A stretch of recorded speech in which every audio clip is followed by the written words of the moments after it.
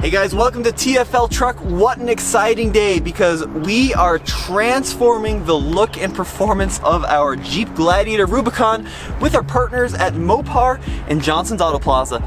This is not going to be one you want to miss.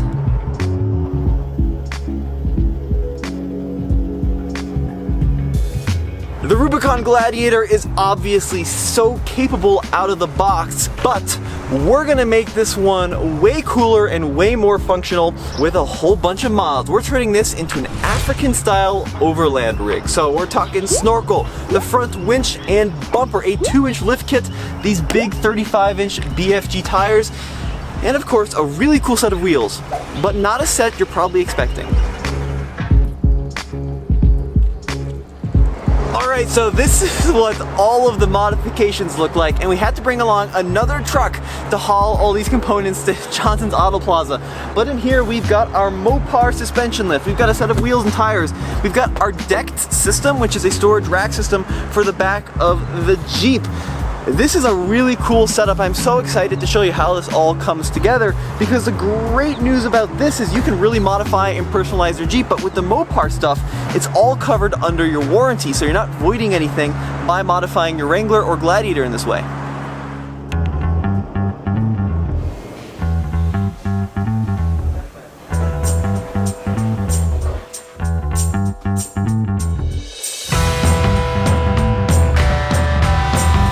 Alright guys, I'm here with Jackson. Jackson is our service expert today, who's going to be helping us do the install. Jackson, have you done any of these Gladiator or Wrangler kind of Mopar builds?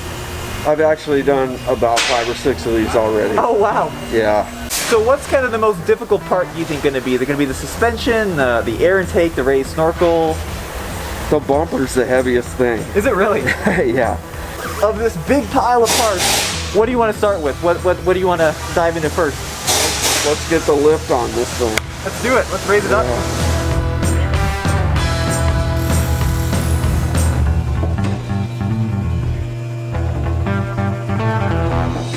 Alright, so here's the wheel we went with. Now this is actually kind of interesting. This is a steel wheel, and steel wheels are kind of hard to find nowadays, but Mopar actually makes this wheel as the spare wheel to the Gladiator. And we wanted kind of a super purposeful look to the rig, something that you'd find cruising across Namibia, so that's why we went with the steel wheel. I think it's going to look absolutely awesome. So this is our new suspension setup. Typically, what do these include? I see new springs, but it's also got new shocks, right? It has all new shocks that are longer. There's longer, lower control arms. This will keep our caster and camber in line. So this is the part that makes it to where anybody can do this. It's a step-by-step parts list, instructions on how to lift the vehicle, which nuts to save and which ones to throw away. It takes you step-by-step through.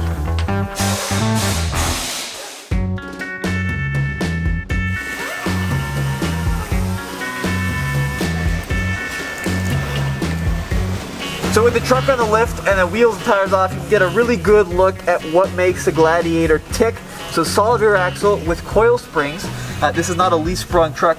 You'll notice your control arms down here. And because it's a Rubicon, you get special Rubicon-tuned Fox suspension. Now, our Mopar lift also has Fox suspension, but these shocks aren't going to be long enough for the slight increase in height and travel.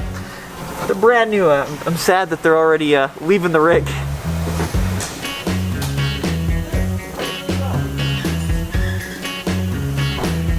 So talk me a little bit through just the basic procedure. I know you have the axle supported, and then what's the order of operations here? Yeah, so the most important thing that you want to do is you want to disconnect the four-wheel drive axle disconnect wire. Okay.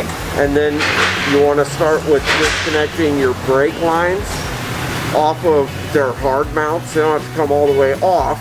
They just need to come down to where I can sag the axle down far enough to get the spring out and the new spring back in.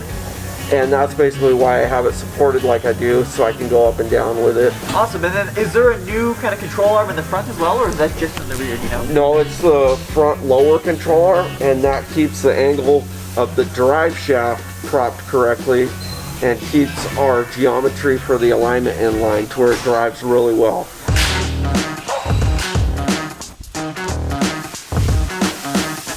All right, out with the old, in with the new. This is what the old front spring looks like, and you can see compared to the new one. The new one is several inches taller and has more coils in it. So this is gonna be what gives us the extra ride height on our Gladiator and allows us to fit those big beefy tires without actually rubbing when we go to full articulation.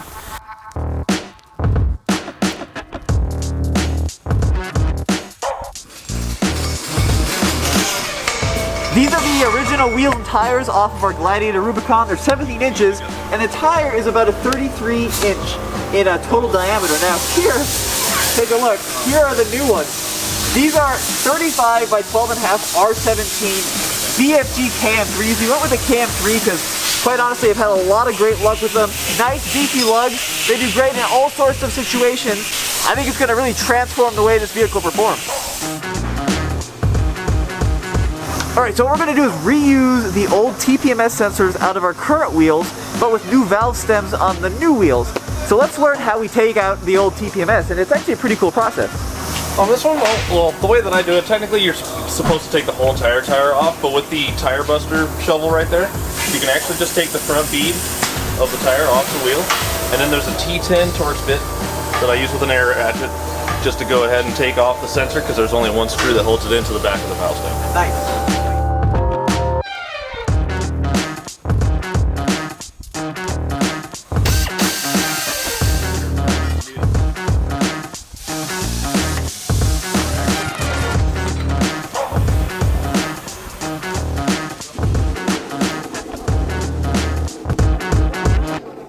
So Jackson absolutely smoked the front end of the Gladiator. He got it done so fast, and now we're moving on to the rear suspension.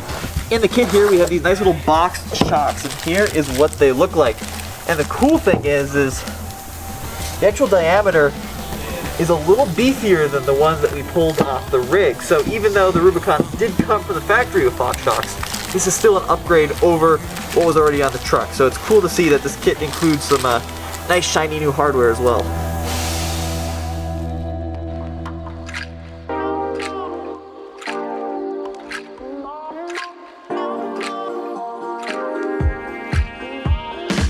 Alright Jackson, this is a pretty cool moment. So we've got our new 2.5 diameter Fox shock. How does it mount onto the Gladiator? Well, it slips in to the mount here and down into the mount here. And that side's done.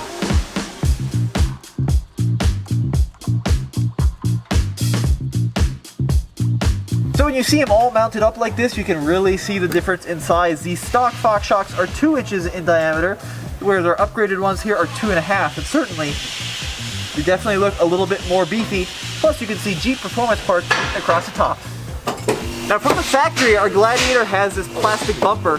A metal option is available, and that's the one we have that we're going to install, but the plastic bumper doesn't allow for a winch to just drop right in. Now Jackson, this looks like it's one piece of plastic, but I guess it's harder to take off than you think, right? Yeah, it's a couple bolts to take the plastic skid plate off here and a couple bolts to get the main bumper off. So there's actually a lot more. It's not just one molded piece, there's multiple components in here. And what does this little guy do here? So this is actually the motor that disconnects the sway bar. This is a lock in here just like the front axle, and the way it works is this motor actually unscrews the sway bar this way and opens this up so both sides can move freely. Wow. And that actually gives you about 6 inches more articulation from lock to unlock. That's one of the biggest reasons this thing has such off-road capabilities.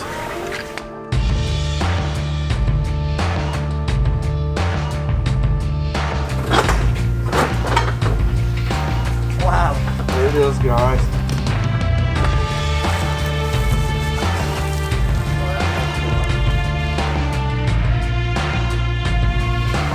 So this one has the LED fog lights versus the old one, which had the your standard incandescent. So that's a nice upgrade. This is actually a plate that goes in between the frame, and again we get another 100-page manual of how to build a bumper.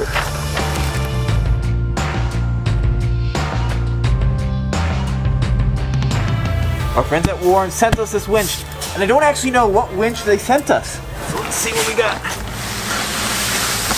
All right. So this is the Xeon line of winches, and you can see they have them from 8,000 pounds all the way up to 12,000. And then the S in Xeon stands for synthetic. So this does not have a steel cable, it's got a synthetic line. Can't wait to get this mounted up because this is going to get us out of a lot of potentially sticky situations. Now Warren has actually given us an upgrade over the stock Spydera synthetic winch line. This is Spydera Nightline synthetic winch line, which is extra tough, and it's got this really cool pattern in it. So this is going to be the stuff we install onto our winch, and we're going to be sure to test this out on the trail and see how it performs in the real world.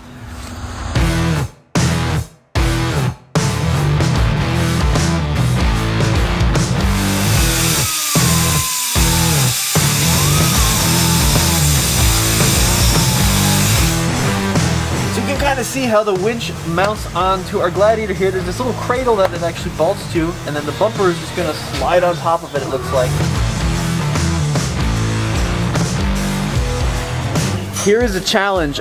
You can see what Jack has been doing. He's been trying to pull the winch cable through this little hole, and then this little locking key actually slides in there and hooks onto the cable, so that when you start tugging on it, you're not going to pull the cable through the actual drum there. And he's almost got it, he just needs a little bit further, but it's really stubborn.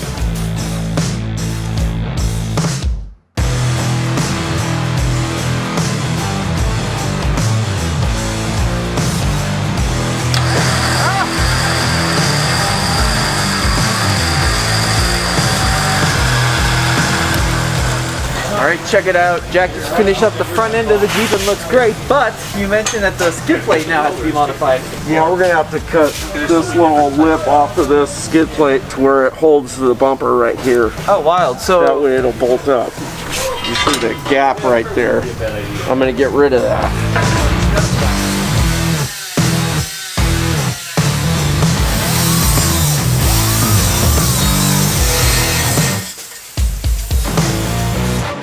you can see right here where Jack has trimmed up the skid plate just so it's got a really nice fit against the bumper.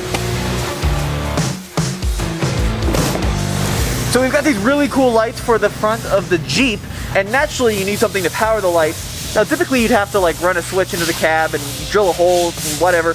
However, Jeep will sell you this auxiliary switch bank. But as I understand it, based on this wiring harness, there's a lot more to it, right Jack? Yes sir, there is. This part of it's actually our auxiliary relays, and we'll mount that on the driver's side, and the wiring will come all the way over, and we'll run this into the cab. Wow. And this into one of these into the front, and that way, just at the hit of a button, we'll be able to turn the lights on and off. And once this is in here, you'll never know that this wasn't here from the factory. So it looks like, Jack, you're taking out the battery. Kind of what's the order that you're going to go through to install this kit? Well, we got to lay out the relays on the other side of the master cylinder over there, and then the wiring will come down underneath this factory wiring here. I'll hook it into the power, and then it'll go down underneath the side of the car into the inside. Wow, yeah. cool. Yeah, and I have to take another battery out that's under here. There's another battery? Yeah, there's a stop-start battery under here. Who would have thought? Just 2 batteries.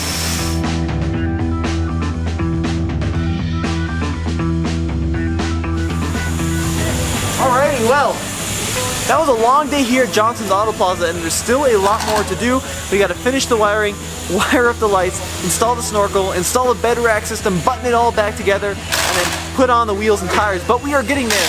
Now we're going to go home, let Jack continue wiring up the truck because that's not super interesting to watch. We're going to come back tomorrow morning and do some cutting of the hood.